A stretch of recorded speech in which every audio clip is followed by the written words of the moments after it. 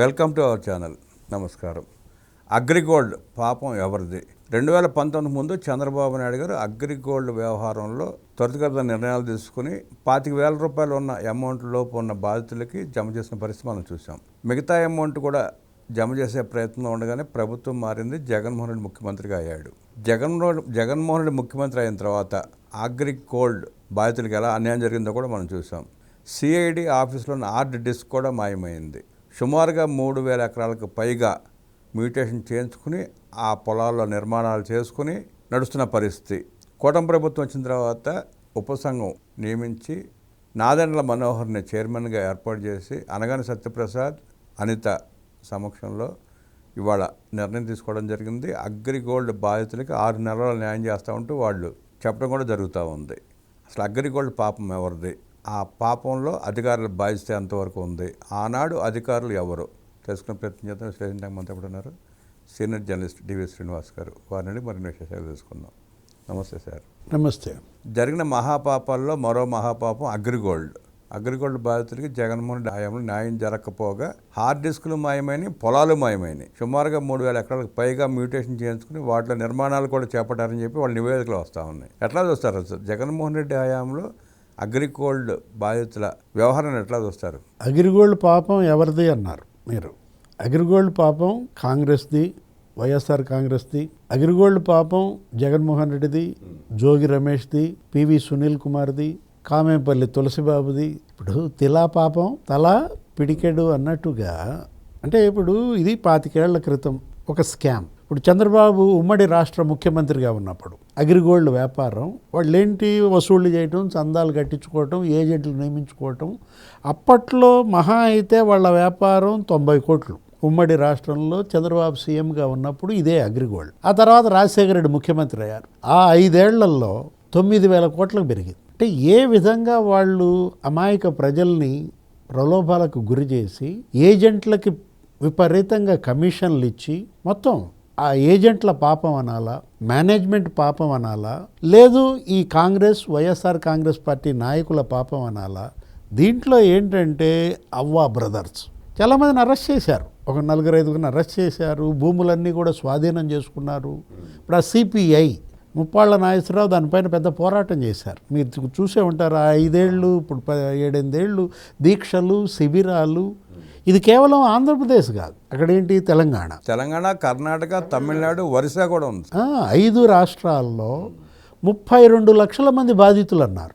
దాంట్లో 19 లక్షల మంది ఒక ఆంధ్రప్రదేశ్కి చెందిన వాళ్ళే అన్నారు. ఒక 10,000 కోట్ల స్కామ్ అన్నారు. ఇప్పుడు మీరు చెప్పినట్టుగా చంద్రబాబు ముఖ్యమంత్రిగా 2014-19లో మొత్తం భూములన్నీ కూడా స్వాధీనం చేసుకున్నారు. కోర్టుకు వెళ్ళి కోర్టు అనుమతితో వాటిని వేలం వేసి వచ్చిన డబ్బుల్ని బాధితులకు పంపిణీ చేయటం ప్రారంభించారు. మీరు చెప్పినట్టుగా ఇంట్రోలో 20,000 రూపాయలు ఎవరైతే డిపాజిట్ చేశారో ముందు వాళ్ళందరికీ ఇచ్చుకుంటూ వెళ్ళారు. ఒక 250 కోట్లు ఏమో అప్పుడు ఒక బడ్జెట్ పెట్టి బాధితులకు న్యాయం చేస్తున్న సందర్భంగా ముప్పాళ్ళ నాగేశ్వరరావు వీళ్ళందరూ ఆందోళన కూడా విరమించుకున్నారు. ప్రభుత్వానికి మద్దతుగా బాధితులంతా కూడా ర్యాలీ అయ్యారు. అక్కడ స్కామ్. జగన్మోహన్ రెడ్డి ముఖ్యమంత్రి కాగానే ఏం చేశాడు?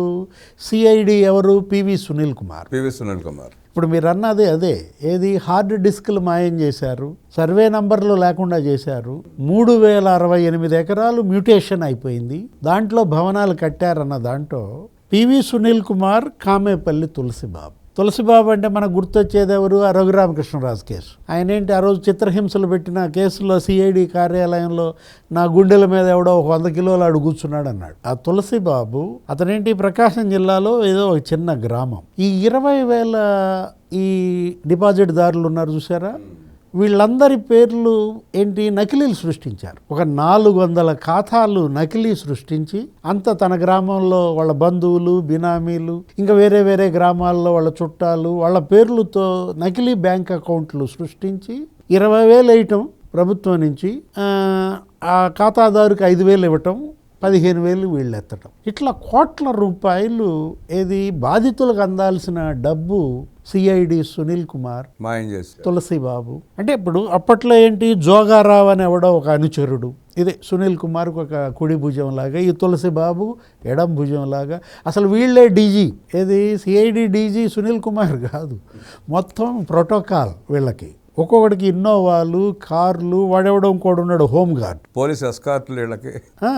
మొత్తం అసలు ఏంటి, సునీల్ కుమార్ని అడ్డం పెట్టుకుని వీళ్ళు, అంటే సునీల్ ఒక రకంగా సిఐడి ఏంటి, ఇప్పుడు గౌతమ్ సవాంగ్ ఎవరో ఉన్నారు డీజీపీగా, పెద్ద ఎత్తున సిఐడికి అప్పుడు నిధులు ఇచ్చారు. ఆ ఇచ్చిన నిధులన్నీ కూడా దుర్వినియోగం చెందాయని ఇప్పుడు అతన్ని సస్పెండ్ చేశారు సునీల్ కుమార్ని. ఈ భూములు కొనుగోళ్ళు ఏది మ్యూటేషన్ అన్నారు చూసారా మీరు, ఇప్పుడు అందులో అక్కడ ఏదో అంబాపురం ఏదో ఉంది, ఇప్పుడు కృష్ణా జిల్లా మనకి ఇటు ఈ విజయవాడకి దగ్గరలోనే అంబాపురం అనే చోట మరి దగ్గర దగ్గర 10 కోట్ల భూమి జోగి రమేష్ కబ్జా. వాళ్ళు పక్కన వేరే సర్వ నెంబర్లో పొలం కొనుక్కుని దానికి ఇదంతా కలిపి కబ్జా చేసుకున్నాడు.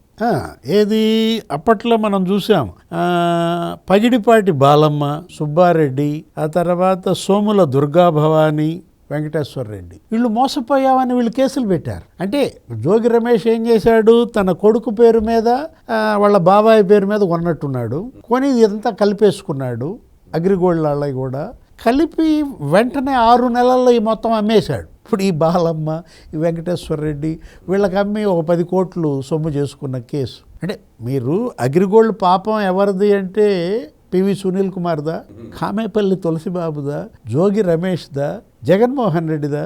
ఇప్పుడు ఇవాళ ఒక 23,000 ఎకరాలు గుర్తించారు మొత్తం. అసలు అగ్రిగోల్డ్ ఏం చేశారంటే వాళ్ళు చేసింది ఆ వసూలు చేసిన డబ్బులతో మొత్తం భూములు కొన్నారు, ల్యాండ్స్ కొన్నారు, ఎక్కడ పడితే అక్కడ ల్యాండ్స్ కొన్నారు. ఆ భూములు ఇవాళ ఏంటి, కోర్టు అనుమతితో వేలం వేయాలి. కోర్టు అనుమతితో వేలం వేసి మరి వాటిని మరి బాధితుల సంక్షేమానికి ఉపయోగించాలి. చాలామంది చనిపోయారు.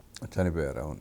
ఏది ఎవరైతే అగ్రిగోల్డ్ చందాదారులు ఉన్నారో వాళ్ళు గుండెపోటు వచ్చి ఈ లీగల్ ఫైట్లో ఆవేదన గురై రూపాయి కూడబెట్టుకున్న సొమ్ము చిన్న చితక ఏజెంట్లు లాభపడ్డారు. అవ్వా బ్రదర్సు మేనేజ్మెంట్ ఎంత లాభపడిందో ఏమో కానీ ఏజెంట్లు దగ్గర వాళ్ళ దగ్గర ఒక 2,000 కోట్ల బాండ్స్ ఉన్నాయన్నారు. ఏజెంట్లు లాభపడ్డారు. ఏజెంట్లు అడ్డం పెట్టుకుని జగన్మోహన్ రెడ్డి దండుపాళెం బ్యాచ్ కూడా బాగుపడిందండి. వీళ్ళు అసలు మొత్తం దోచేశారు, అడ్డగోలుగా వీళ్ళు కబ్జా చేశారు. ఇప్పుడు బాండ్ల రూపంలో ఉన్న 2,000 కోట్లు ఏజెంట్ల దగ్గర ఉన్నాయి అంటున్నారు. అవి మొత్తం కూడా మరి హ్యాండ్ ఓవర్ చేయమన్నారు. ఇప్పుడు నిన్న మనోహర్ ఇచ్చినటువంటి ఆ సమీక్ష సమావేశంలో కూడా అనిత, ఈ అనగాని వీళ్ళందరూ కూడా ఏజెంట్లందరూ వాళ్ళ దగ్గర ఉన్న బాండ్స్ని మరి సిఐడికి హ్యాండ్ ఓవర్ చేయమన్నటువంటి దీంట్లో ఇవాళ ఎన్ఫోర్స్మెంట్ డైరెక్టరేట్ కూడా ఇందులో ఎంటర్ అయింది. అప్పట్లో దగ్గర 1,000 కోట్ల రూపాయలు మరి బాధితుల సంక్షేమానికి ఉపయోగించాలని అన్న నేపథ్యంలో ఇవాళ బాధితులు ఆ చనిపోయిన వాళ్ళ యొక్క వారసుల్ని గుర్తించాలి. మీరన్నట్టుగా లేకపోతే మంత్రివర్గ ఉపసంఘం నిర్ణయించినట్టుగా ఆ 23,000 ఎకరాలు ఏది హార్డ్ డిస్క్లు మాయం చేశారంటున్నారు, వాటిని మళ్ళీ రిట్రీవ్ చేయాలి. ఆ 3,068 ఎకరాలు మ్యూటేషన్ అయిందంటున్నారు, అందులో భవనాలు కట్టారంటున్నారు. వాటన్నిటిని కూడా ఇవాళ బాధితుల సంక్షేమం కోసం ఉపయోగించాలి. ప్రభుత్వం హ్యాండ్ ఓవర్ చేసుకోవాలి మొత్తం. అగ్రిగోల్డ్ భూముల వ్యవహారంలో జగన్మోహన్ రెడ్డి దండుపాళెం బ్యాచ్ వ్యవహరించిన తీరు, ఆక్రమణలు, దోచుకున్న తీరుని అనేక విషయాలు మనకు తెలియజేస్తున్న టీవీ శ్రీనివాస్ గారు ధన్యవాదాలు తెలియజేస్తున్నారు. నమస్కారం. నమస్తే.